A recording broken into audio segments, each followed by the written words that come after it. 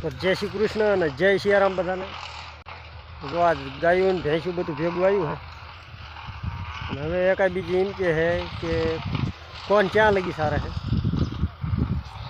ભેંસુવાળા અને ગાયવાળા એ જોવાનું છે કે ભેંસુવાળા વધારે સારા છે કે ગાયવાળા. તો હવે આપણે જવાનું હમા ખેતરમાં. જો આ દેખાય એના ઓલકોર છે ખેતર, જે સામું ઝાડું અહીંયા ખેતર જો કે બહુ લાંબુ હા. પણ હવે જવા દે ને અહીંયા અને વાગ્યા છે અત્યારે સાંજના કપલેટ 4:30. જોઈ ખાઈ કેટલા વાગ્યા ને 4 ઘરે જાય તો બોલાય. હવે હવળા હવળા એટલે ઇન્કોર ભરાય છે બધા. હલો જો ગાયું પડે છે. જો ઓલું ટ્રેક્ટરી કપા કાપવાનું મશીન છે. ભેંસું ગાયું બધી આવી છે. જો હજી હાલ્યા હોય આ ખેતરમાંથી સીધા આમાં નીકળ્યા છે. અને આ જ આવી છે ડૂબાવાળા ભેળા.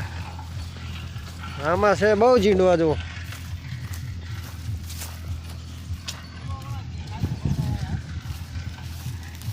એટલે આમાં તમે જે બહુ ઝીંડવા ઓલા કરતા. જો આમાં ઘણા ઝીંડવા છે. હમણાં રજા આપી છે. ગાયવાળા એટલે હિંમત કરે છે.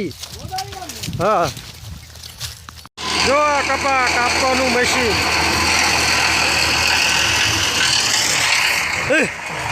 સીધા કપાન સા લેતું જાય તો રાખે આવડા ભાંઠા. જો એટલે જ માઠા રહે 4-4 ઇંચના 3-3 ઇંચના એવા. કાપતું જાય આમાં સામાં સીધું કાપતું જાય. જો ઉડાડાય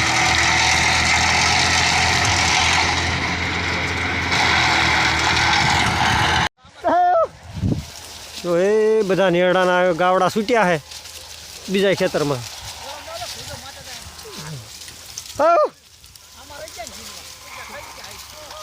તો આ ખેતરમાં હા ભૂકો કરી નાખ્યો હે. ટ્રેક્ટર વાળા મશીન જોડ્યું છે બધું કાપી નાખે છે. આપણે બધા આપણે જઈએ છીએ હામા ખેતરમાં. અને અહીંથી આપણા ઘર છે આજ લગભગ 4 કિલોમીટર થાય. હા હવે આ ખૂણો ઊભો છે પણ અહીં આવતા પતન આપણા કાંઠોના એટલા જ ચેડામાં, કારણ કે અહીંથી લાગે છે બીજા ખેતરનો ખૂણો આમ હામો. આમ હાલો જેલા આમ હાલ આમ હાલ લાગે ખેતરમાં. હું હરા પડશે ને વહી આવશે આ ખેતરમાં. હાલો એકદમ ગોળાજી બધા લાંબા હાલ્યા આવે. હાલ જાઉં આગળ જાઉં. ગાયું હાલી જાય આગળ.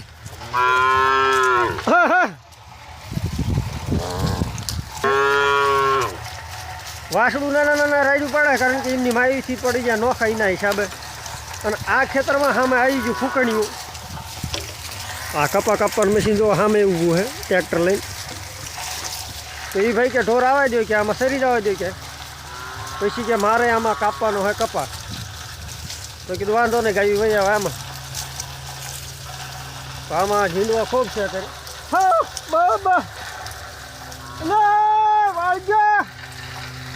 કાઢી પાડવી પડે છે પણ આમાં છે ઝીંડવા. એના હિસાબે આપણે બધી ગાયું લઈને આવ્યા છીએ, કારણ કે આફરા નો સડી જાય એના હિસાબે. હા ને તો બધી ગાયોનો આપણે હાકલો મારવાનો, કારણ કે ગોવાળ છે બધા વાંહે.